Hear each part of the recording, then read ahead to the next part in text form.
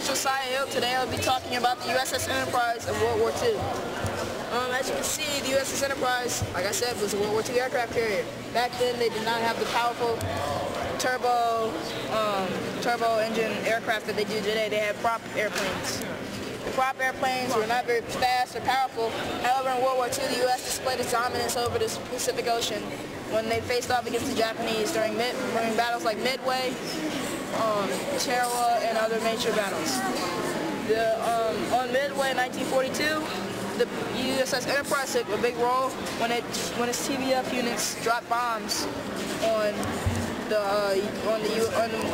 Japanese aircraft carriers. It was accompanied by the USS Hornet and the USS Wasp. Anyway, the SPD dive bomber was their dive bomber of the day. It would roll over literally and drop a bomb. Have to pull out, 90-degree angle, very, very high G stress force. That's why they retired so early. F-6F Hellcat. This is a later version of the Wildcat. The Wildcat was a poor version of this. The Wildcat had several issues. It was a good fighter, was rugged, could sustain a lot of hits. Hellcat was just a good fighter all around. Better all around.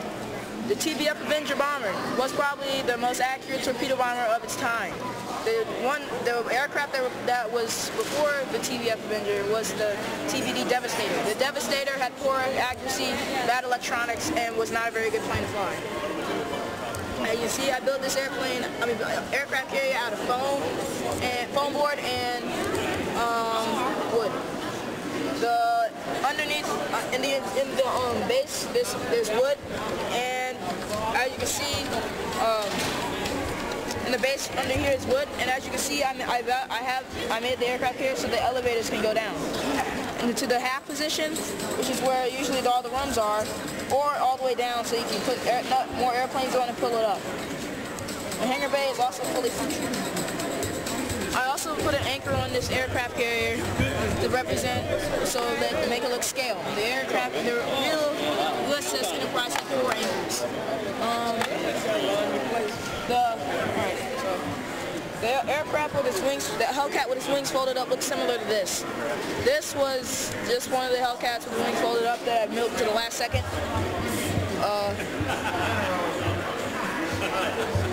This aircraft, the SPD, when it wasn't flying or getting ready for takeoff, the wings were folded up like this to conserve space on the deck. The TVF Avenger, I didn't get to make one with the wings folded, but it looked similar to the Hellcat.